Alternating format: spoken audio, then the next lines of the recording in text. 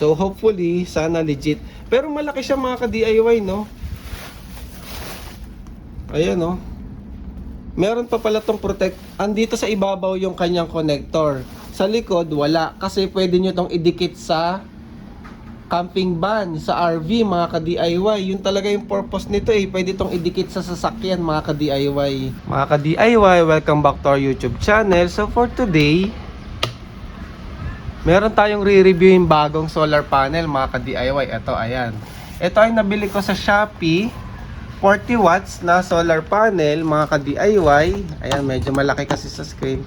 40 watts to na solar panel na nabili ko lang ng 567. So napakamura nun, mga ka-DIY. Nabili ko siya kay Pau MR. Pero yung nakalagay sa box, Flow Watt. Pero tingin ko isang company lang sila or sister company, kaya ganyan.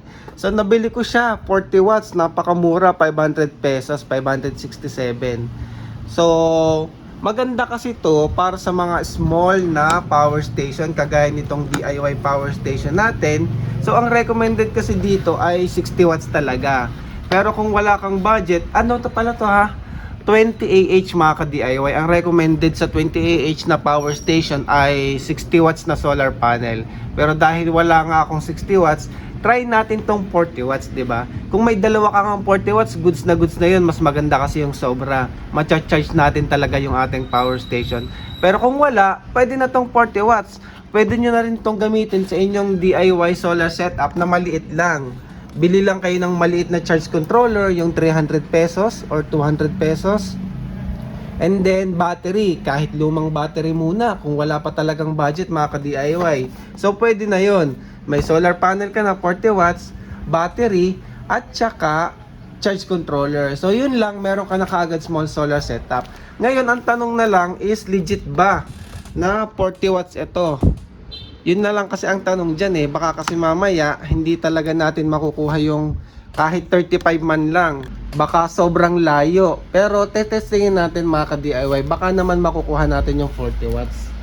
So buksan natin. So maganda naman, nagtataka kayo, sobrang gaan, no? Ang dali ko siya bitbitin, 40 watts siya. Kasi po, ito ay flexible solar panel, mga ka-DIY. So wala siyang aluminum na body frame. Yon, wala siyang aluminum body frame. Yun kasi yung mabigat, mga ka-DIY eh. So ito, flexible solar panel to, mga ka-DIY. First time ko gagamit ng flexible solar panel. Ayan, may mga protection naman siya. So hopefully, sana legit. Pero malaki siya, mga ka-DIY, no? Ayan, no? Meron pa pala tong protect. Andito sa ibabaw yung kanyang connector. Sa likod, wala. Kasi pwede nyo tong idikit sa camping van, sa RV, mga ka-DIY. Yun talaga yung purpose nito eh. Pwede tong idikit sa sasakyan, mga ka-DIY. Pero tayo, wala naman tayong pagkakabitan. So pwede nyo din siyang i-hook. O kaya itayo sa ground.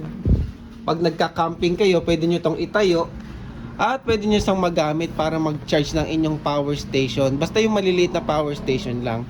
Pero kung malaki yung power station nyo, halimbawa si Galaxy Light o kaya yung Galaxy Light 300 Lite, pwede na yon. Pwede kayong mag-parallel naman nito eh. Bili kayo ng tatlo, o diba? Meron ka ng 120 watts, mga ka-DIY. Meron pa siyang protective na plastic. So sabi, tanggalin daw natin yung protective, yung protection niya bago gamitin. So paano ba tanggalin niya? So ayan, dito sa dulo meron. Ayan, may plastic pa siya. So first time ko lang bumili ng flexible na solar panel. So medyo matigas naman siya, pero syempre iba pa rin yung tigas or tibay kapag naka-aluminum frame. Ayan, no.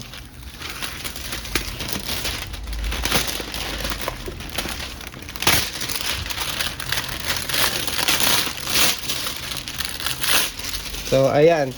Tapos syempre naka MC4 connector yan, mga ka-DIY. Ngayon gumawa na lang ako ng cable adapter. Meron naman akong MC4 dito para maisaksak ko dito sa ating power station. So i-try natin kung aabot ng 40 watts, mga ka-DIY. Magkakabit na rin ako ng watt meter para makita natin ano yung actual na lumalabas sa ating solar panel. So, ayan siya mga ka-DIY. So, setup ko lang, then tingnan natin mga ka-DIY. So, ayan yung ating solar panel na 40 watts mga ka-DIY. Papunta na yan sa ating power station. So, ngayon, charging na siya ng 32 watts mga ka-DIY. So, para sa akin, goods na yun ha. Mukhang legit naman na 40 watts kasi nakakakuha na tayo ng 32 watts kaagad sa kanya mga ka-DIY. So, ayan, sa mga naghahanap ng murang solar panel para sa kanilang small setup, pwede nyo yan sa DC fan o kaya sa maliit na power bank. So, pwede yung 30 watts na yan or 40 watts na solar panel na yan. So, tingnan ko kung tataas pa yan o kung hanggang dyan na lang talaga. Pero usually, ganun talaga yung mga solar panel eh. So, tingnan natin kung tataas pa. Kung ano yung maximum na makukuha ko mga ka-DIY. Mga ka-DIY, after ilang minuto, so tinry ko rin siyang basain para lumamig. Ang maximum na nakuha ko ay 33 watts. So, 33 watts na yung maximum natin mga ka-DIY. So, goods na goods yan. Napakamura naman niya kung ikukumpara natin sa mga foldable na solar panel. Kasi usually, yung flexible, yan din yung ginagamit sa mga foldable na solar panel mga ka-DIY. So, ang presyo nun,